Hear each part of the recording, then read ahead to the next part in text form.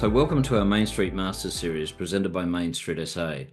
I'm David West, your host, and today we're talking about the trends in main streets and town centres with Kay Matthews, the Executive Director of the Ontario Business Improvement Area Association in Canada.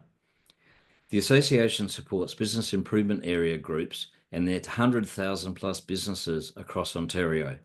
Welcome, Kay, and thank you for your time today. Thank you so much for having me. I look forward to our discussion today, David.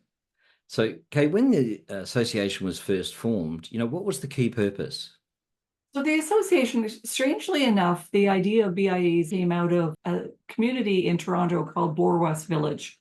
Bloor West Village decided that they needed a way beyond the business association to have a foundation of funds. And the best way to do it was through the typical business tax system through the municipality.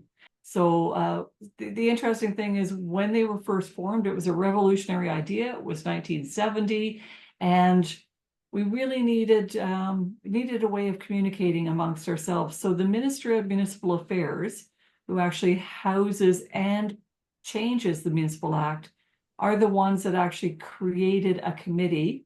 And we were the first formation or the inkling of what became the Ontario BIA Association. So that was way back in the 70s and 80s. I certainly sat as a BIA person on that committee back in the 1980s into the early 1990s. Through the 1990s, it was determined that we would start to become a standalone organization. And so there was a devolution process from the government to being a not-for-profit organization. So how was the idea transferred to other, smaller towns and other locations around Ontario? How did that happen? Well, it actually did start with the Ministry of Municipal Affairs again. They thought that this was such a great idea to help us support our main streets across Ontario, that they actually, through their own discussions with municipalities, because a BIA in the province of Ontario must be created by the municipality in order for them to be able to access and charge a special levy on the commercial tax bill. So they actually worked really closely with the 444 municipalities. It might have been a slightly different number at those days across Ontario, and they helped municipalities to set BIAs up. So if a main street is struggling and they're sort of looking for a way forward, I mean, what is really the first step they've got to take? If a main street is struggling, they can look at the BIA tool, which is, to a certain extent, it's an economic development tool. They can also go to the Ministry of Rural Affairs, and they have a downtown revitalization system where municipalities can plug in to get some coordinator training and put a coordinator on the street. And this is really helpful if you're a small, what I would almost call a crossroads main street. But once you become a bigger area, and I would love to know what that tipping point is, how many businesses, how many properties need to be involved in order for it to be a robust BIA. But once you can do that, you actually can work with council to form a BIA, and it is a voting system. So that's one of the things they can do is working with both the Ministry of Rural Affairs or work with the Ontario BIA Association to help them to set up a BIA. Many of our BIAs also use something called Mainstreet USA, which is a program where it really focuses on downtown revitalization through the 4 pillars, which would be your leadership. So how to build your leadership, your economic development, your beautification and maintenance, and your marketing and communications. So, but usually it often starts with beautification and maintenance. How is it that we can, steps can we take to beautify the area and give it a sense of place, a sense of pride, and a sense that there is caring and coordination happening in the community. Usually it starts there, then your special events, promotions, activations, and animations may come in as a secondary part of the actual revitalization. It's interesting. I think the visual aspects, and looking at the picture behind me is really Bloor West, of course, and you look at the beautification program that's been in place for a long time, and we were stunned with the quality of the streetscape and how you felt so comfortable there, and people really love the area, and they're very proud of the area. Absolutely. In the US, we note that they use the term that we're placemakers first. And that really does resonate with the Municipal Act as it is for Ontario. However, in Ontario, we really feel that we're beyond just placemaking, that we're actually community developers. Our goal is to bring the community together, to bring people together on the street, to make our areas vital, not only for 5 years, 10 years, but will there still be businesses there 100 years from now? And what will this area look like? So it's a stewardship in our mind, as well as a real community placement, community development, and community gathering that really needs to happen. And why is there need for the legislation then? So what is that? The key part of it, obviously. The key part is legislation. In our case, and it is different from province to province. The eastern provinces have a system similar to ours, but ours is firmly under the Municipal Act of the Province of Ontario, and we are local boards of council. Or you could put us that we are local authorities under council. So council doesn't rule what we do, but they oversee the governance of us. And the connectivity through governance through the Municipal Act is really the ability for a special levy to be applied, in our case, on the property owners. And so under the commercial area, anybody within the designated area of a business improvement area gets a special levy over and above their commercial taxes. And that is sent out, depending on how often the municipality sends it out. They collect it on behalf of the BIA, and the BIA board, which also has a municipal representative on it, usually a councillor, then they determine exactly what programs they need to put in place in order for the improvement of the area. The interesting thing is, under our legislation, we are called business improvement areas, which to me is a bit of a misnomer, because our job is not to improve businesses, but to make the area a better place in which to do business. So it's that, again, that stewardship and a collective good. So we're very much like getting municipal taxes collected by your council. Their job is not to make any one business or any one property better, but their job is the collective good for the whole community.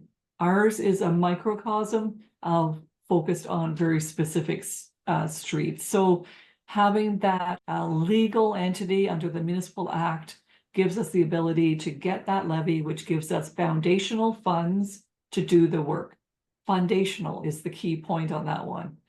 There's in Ontario, you can certainly raise funds through sponsorship, through events, through grants, all different directions and way you can do it. So the levy becomes a great place to start. I was going to say, I think governance, it's interesting when you're talking about the American model and Main Street model, that governance is a really critical area that's got to be right, and it can actually drive a lot of the programs. And so your model there with the governance is very positive move forward and actually brings people together. I would agree. Under the Municipal Act of the Province of Ontario, there are sections like 238, which means that their local board or the BIA board must have a procedure bylaw. It must have certain policies, like your HR policy and your procurement policy. It has to be under the Municipal Code of Conduct. So there is an overarching governance structure, which means that there's some checks and balances along the way, and that every year, every BIA in the province of Ontario, outside of Toronto, because they have their own act, has to be audited by the municipal auditor. So you also have that use of public funds and that check and balance on that use, even though it's from a very dedicated area. I will say that as the BIA model in Ontario sets the special levy on the commercial properties, in the Municipal Act, it clearly indicates that the member of a BIA is the commercial property owner and their tenant. So in other words, it's anticipated that if you are a property owner and you pay that levy, you have the ability to recoup those funds through your rent your gross lease, all of those different ways. So the property owners and the tenant are both members. So again, you've got that two different sides of the pie as well that always need to be balanced.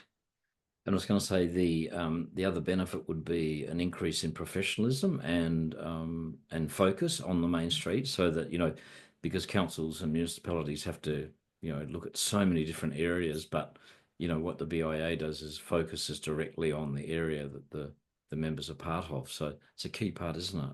It is a key part, and it's a really unique partnership because here you've got a municipal system, but yet you've got the board of members are property owners often, or they're tenants, or so they could be from the insurance, or they could be retail.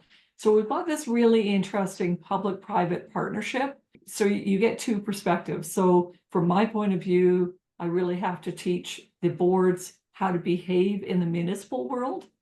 And the municipalities, I have to teach them how you sometimes need to let this creative group do things, get out of their way sometimes, and let patios happen, and let fresh ideas happen. And I think that was one of the fun things about COVID is we got out of our own ways and we just got things done in so many ways. Being a private-public partnership really does mean that you have to do a lot of balancing between personalities, between governance rules, between conflicting interests sometimes. So it's not a perfect world, but it is always an interesting world.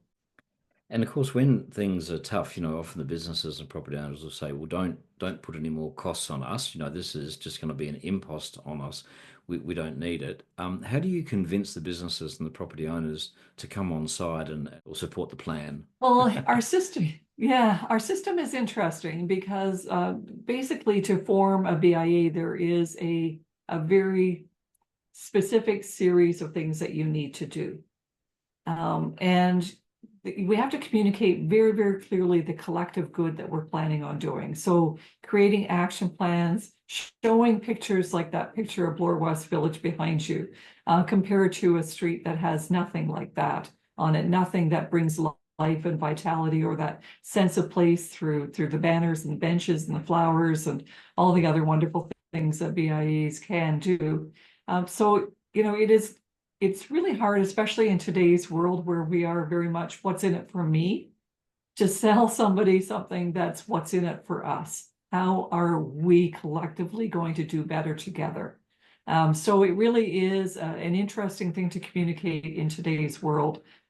But truly, that's what it's all about. What is the collective good for us? Do we want to make our area a place that is not filled with derelict vacant buildings, or do we really want to find an area that's thriving and therefore open to entrepreneurship and innovation? So there's an interesting push-pull even when it comes to determining that. Ultimately, what has to happen is if a BIA is being considered to be formed, they have to take it to the municipality.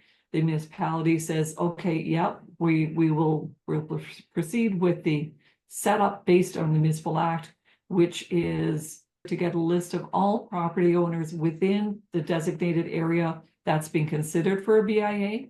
Once that list is formed, a letter goes out. Every property owner within the area has 30 days and a letter back to the municipal clerk and say, here's the list of all the tenants that I have. And we're only talking commercial tenants. We're not talking about the residents that may live above the businesses. Then once that second list is created of the property owners and all the tenants, and this may be more detail than you want to hear, but here it is. Then the second letter goes out. There's 60 days for people to object to the idea of having one. Here's where the steering committee and the municipality are coming together. They're trying to relieve any objections. They're trying to explain what their plan is, what their goals are, what the plans is, and what they hope to accomplish by creating a BIA that isn't being accomplished without one. So painting that pretty picture is an important part of those 60 days. At the end of the 60 days, if there's an objection that crosses the line, then the BIA fails. But if that objection level is under the threshold, then it moves forward. So RBIAs once formed are formed until the municipality dissolves them. So some of our BIAs are coming up to, well, actually Bloor West Village being the first one will be 55 years old next year. And whereas British Columbia, they cease to exist every 4 years. In my mind, that's a little bit backwards, a little bit different, because you're really spending year 3 and 4 trying to convince people to re-up the BIA rather than actually doing the work of the BIA. So it is an important piece, but we have to put checks and balances in all the way along. I was going to say, in addition to the beautiful streetscape you've got there, the program also does a lot of promotional activity and events and to try and bring Absolutely. customers as well. Absolutely agreed. And again, it's the interesting thing. And, having been in the BIE world since the mid 1980s, having been in my position for the past 13 and a half years, I was really starting to see the special events waning out a little bit pre-COVID. And a lot of it is because it's hard work. They're hard work. And in Ontario, especially, you get spend 6 months to a year organizing an event, and then, you have a tornado or a hurricane or a snowstorm or something happen. And so there was, and our BIAs are often not at capacity when it comes to staffing. So we really need to make sure that our boards understand the capacity of people before we determine exactly what events need to go forward. Well, after COVID, everybody was so desperate to be together, and our streets were deemed the safe place to do it. So past 2-3 years now, our special events have come back with a huge force. I'm watching every single Christmas tree lighting across the province in my Instagram feed, and watching everybody get involved with what's happening around their community when it comes to that. So there is something about being able to gather people together on a street that builds community like no other way. And really, what the BIA levy does in that case is it provides that seed money to start those things. As a business association or something that doesn't have that sort of foundational funding and only has volunteers to do things, it's really, really hard to do it. But as a BIA, you have a set and professional system of collecting the funds and allocating them, and hiring people to get the work done of bringing those events to the street. And that's so important. The other aspect that really has become really strong in the past few years in our BIAs and on our streets is what I call the activations. So that ability for people to come to the street 365 days a year and find something new and fresh, whether it's, I'll call them Muskoka chairs, but they're the beautiful Adirondack type chairs or Muskoka chairs, and they're all painted. Or some of our downtowns put pianos on the street that you can just walk by and play, or they'll hire professional piano players throughout the season. I've seen canoes decorated. I've seen, those things where you put I don't know what the name is, but you put your face through them and you do a selfie of yourself, murals, all of those things that are activations and animations and give you something to come back to the street every day for. And those are beyond the special events, which are often a 2 or 3 day event or an evening event. But these are ones that have the ability to keep you coming back day after day. And I was going to say, when we were talking about the level of professionalism, your association trains a lot of the bid managers, don't you, or the business association managers, and helps to lift their standards and skills.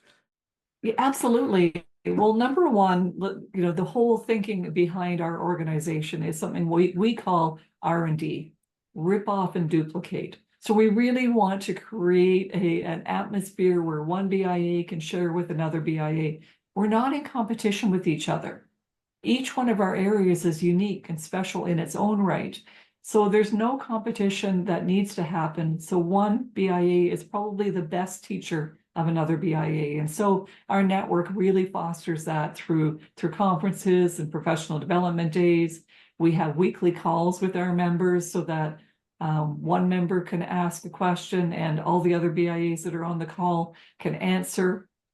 So we do toolkits. So we have lots of toolkits on starting a BIA, boundary expansion of BIAs, which of course, as our BIAs are 55 years old, we are starting to look at a lot of boundary expansions happening, especially through COVID. I do governance training specific to the board members and their municipalities. That's the important aspect to it, is often even council doesn't understand what we do and how we do it and why we do it, and that it's not collective funds from the general taxpayers, that it's a dedicated one. So I like to bring everybody to the same room, and I do 3.5-hour sessions with them to make them understand what the Municipal Act is, what it means to be a local board of council, what governance pieces you need to have in mind. So we do those sort of things. I participate in different summits.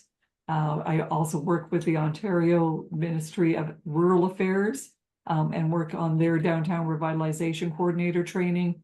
We're also going down the route, or talking about going down the route, of accreditation. And this is something that hasn't been done, but I work very closely with one of our universities that does a course called LED and CED, which is local economic development and community economic development. And they have whole sessions on BIAs. So, it's a lot about partnership, and it's a lot about making sure our members understand exactly who and what a BIA is, and how they can use the mechanism under the Municipal Act to really make their area a better place to live, work, and play.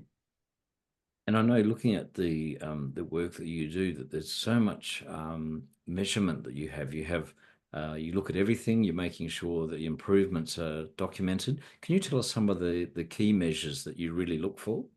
Well, sometimes it's footfall, and that's, obviously that's an important measure that we all need to take a look at. But the work that I'm doing is really focused on the bigger picture. We're trying to, for instance, get what we call the GDP. What's the gross downtown product? What is the actual, if we represent 100,000 businesses, what is that in assessment? How many people do they hire? So the employers, the employees, what are their sales per square foot?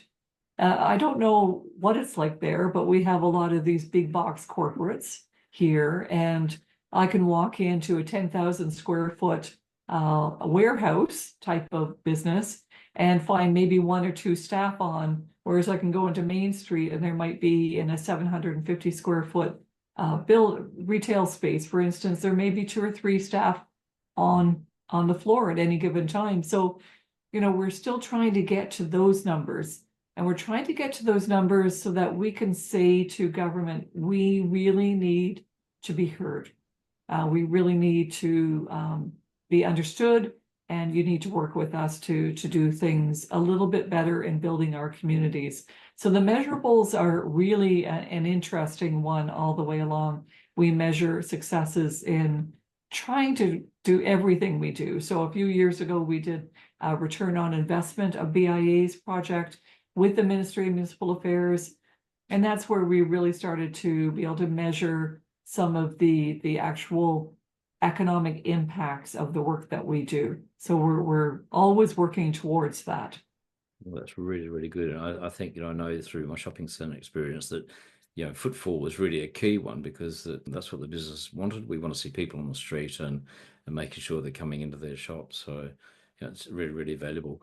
I was going to ask you too, so the ideas of the BIA, they actually work in a small location, like a very small town with a main street, and bigger locations too. But maybe just talking to a small town, it would work in a country area. Believe so. We have BIAs that have budgets less than $20,000 a year. So it's not a lot. I think what happens is, especially in the rural communities, you've got volunteers that really, really care about their communities. And so sometimes you might not have the financial funds, but you do have the big heart.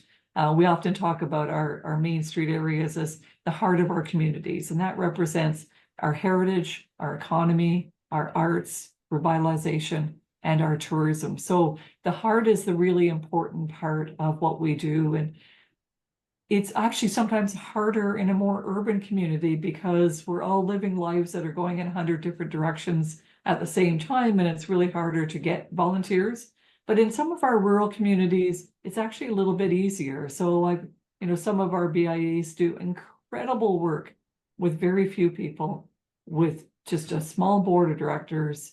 But again, this is where that tie-in with the municipality is so, so helpful. I've had two opportunities recently talking to a couple of mayors of our communities, and one at a summit that we were at basically said, in his first 6 months, he did a survey of his community and what they valued about where they lived, and was so surprised to find the Main Street in the top 5. That it completely changed his way of thinking from that point of view. And then I was working, our board had meetings in another community the other day, and the mayor came in to say hi to us. And he said, I think about our main streets as the heartbeat of the community, which is often something I've heard many, many, many times before. But then he went a step further and he said, if the heart stops beating, the arterials will eventually stop as well. So I thought it was such a profound way that he put that, if you really need to keep this going and thriving in order for the whole area. I often refer to that as the apple complex. So if your apple looked great and shiny from the outside and you took a bite of the core and it was rotten in the inside, then your whole community would eventually start to become rotten. But his way of putting it, I thought, was a very wonderful and positive way of looking at it. That's a lovely way to finish. Actually, Mainstreet SA, their slogan is, the heartbeat of the local community. That's what we've always focused on. So thank you so much, Kay, for your time. That's just been really valuable information, and congratulations on all the things that you've achieved. And as I said, seeing Toronto as well as other parts of Canada is fabulous. So thank you again for your time. David, it's always a pleasure. Thank you so much for having me today.